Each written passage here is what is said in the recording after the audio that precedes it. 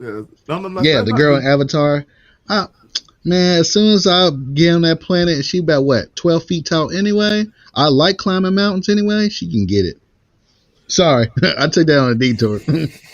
Well, actually, I forget her name, Samantha. but it's not Zendaya. Zendaya's the girl from Spider Man. Spider Man. Yeah, Uh, I can't remember the name of the girl well, from. hold on. We're gonna take a little break then, and so say her name properly And we You got to know who his baby mama name is. You can't be getting it wrong. not baby mom. again. Zoe Sandala. There we go. So Zoe Zandala. She can get it. Saldana, whatever. 12 foot tall Zoe Zandala can get it. I love climbing mountains. I cannot wait till 2022 when Avatar 2 come out. and we It better have my boo in it. He said he wants to see So booty. you said, okay, so Freezer, you say he's a good villain because what?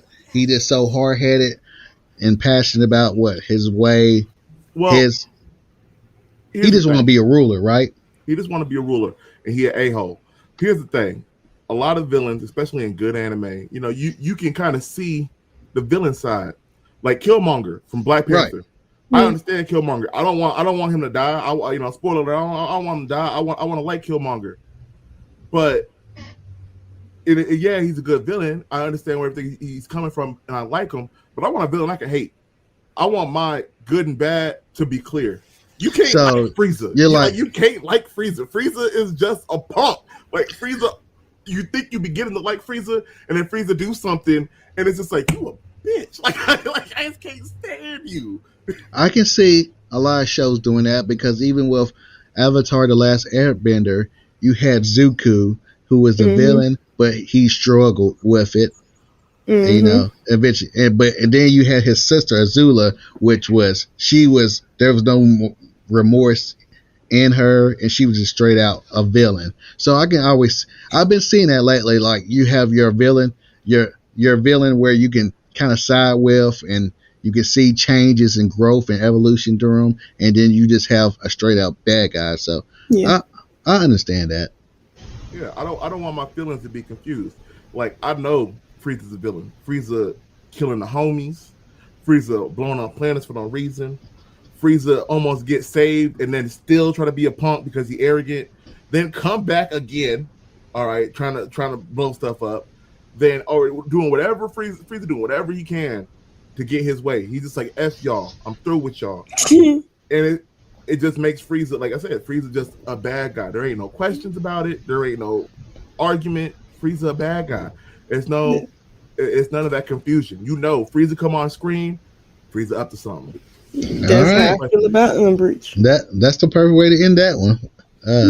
That's number five. Number 5. It started the shonen genre. It kind of ties into number 1 a little bit, but I'm going particularly in shonen anime. So Dragon Ball had the tournament arc. There might have been tournament arcs beforehand, but in any kind of anime, fighting anime, they always got a tournament arc, and that started with Dragon Ball. It became big with Dragon Ball. And I'm not even talking about Dragon Ball Z. I'm going all the way back to Dragon Ball, the World Martial Arts Tournament.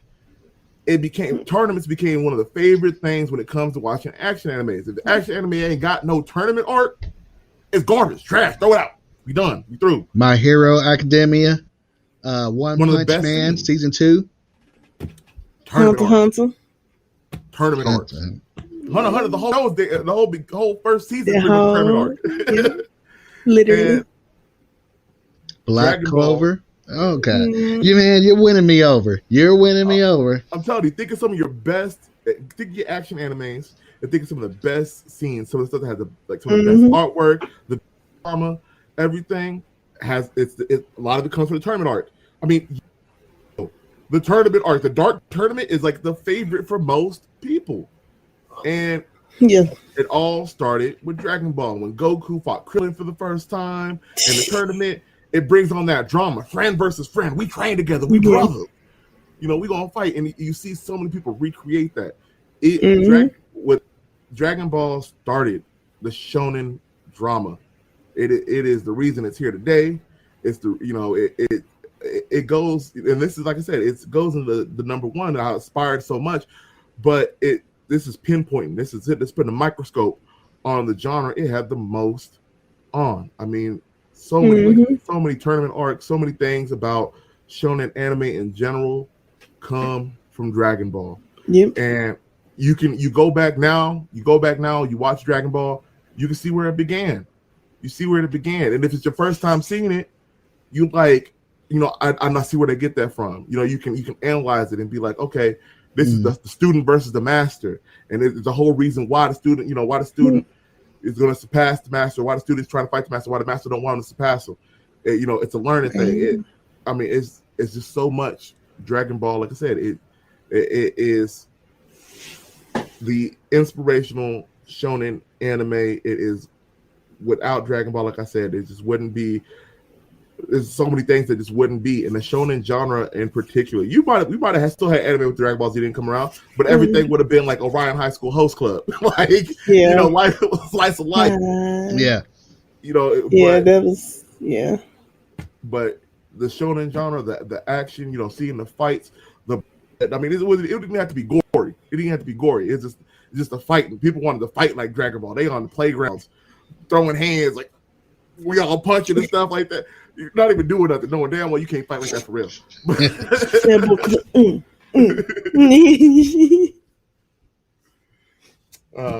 then we go to number 6. All the moments from anime, or for moments from Dragon Ball that just are iconic. There's so many things from Dragon Ball that are just iconic moments. All right, list them. All right, list some of them. So of course, like I said earlier, you got the Goku transforming into a Super Saiyan for the first time.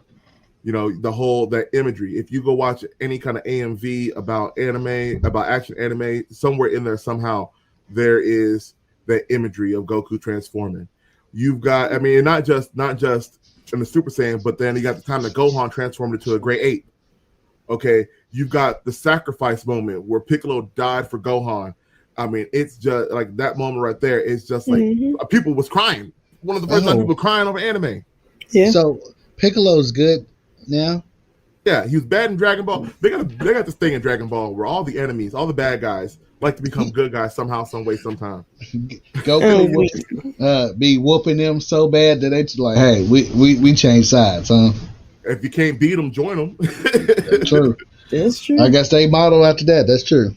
Exactly. But even to this day, even with the new Dragon Ball, with Dragon Ball Super, there's so many moments when Goku goes Ultra Instinct, which is the new thing, the Ultra Instinct, where he's just dodging the main dude he's fighting, or when he does he's fighting this girl named Kefla, and she does this super beam move. It comes together, and Goku gets the Kamehameha, and he like rollerblades on her move. He's flipping around and spinning around it, and he shot her with the Kamehameha so hard they had to show it 3 times. There's terrible. There's just iconic moments all throughout, from Dragon Ball all the way to Super. There's just moments that you think of once you see the series. You think of those moments. They're just iconic. They're just they're awe-inspiring. Things that they say, things that they do. It's just like I said. There's just moments, and people think that it's an action anime. It's just I'm all about the fights, but the lead up, the afterwards. Yeah. There's just moments that, they stick with you. They stick with you. I can see that. I can't really say I've had that experience with, I guess, like a fight anime, but like some, I guess most of the slice of life, but that's the point of slice of life for real, is to move you. But I can get that. Some fight scenes you do start feeling like, dang, they really was into that. Like you could feel the emotion in the fight when they're fighting. I've been spoiled.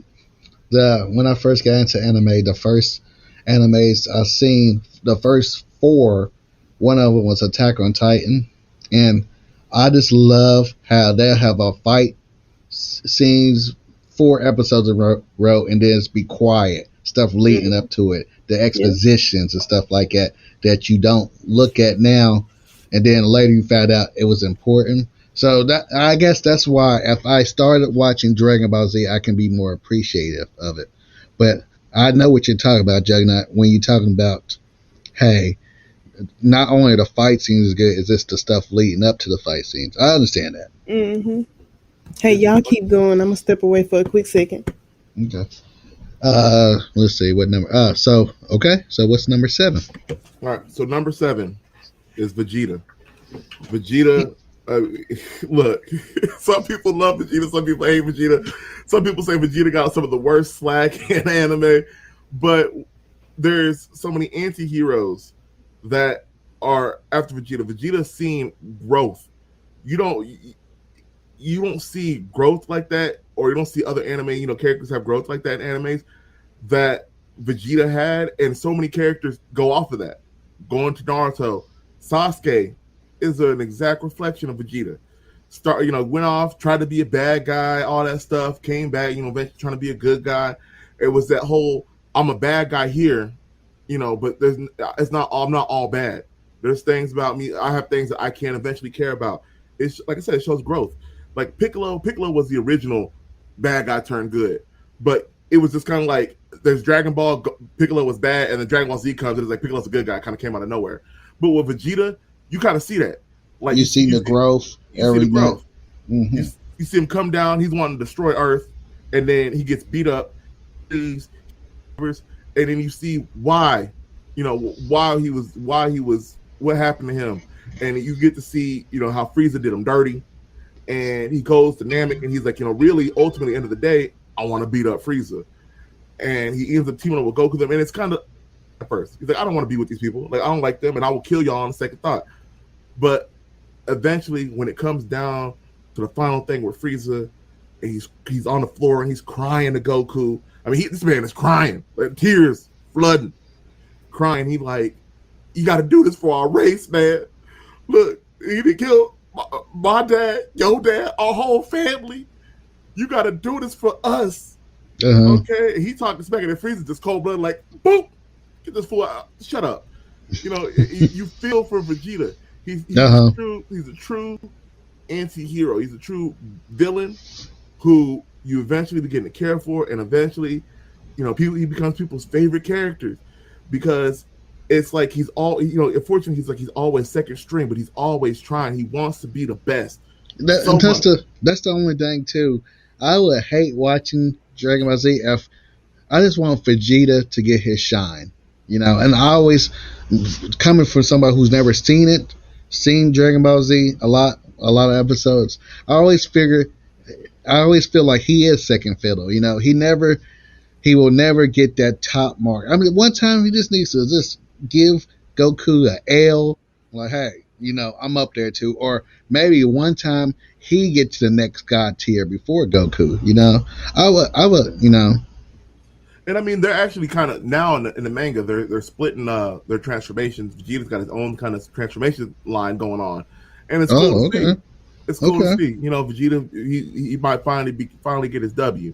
That's what he finally might get his W. I mean, he's got stuff to fight for now. He's got a son, he got a daughter, he got a wife.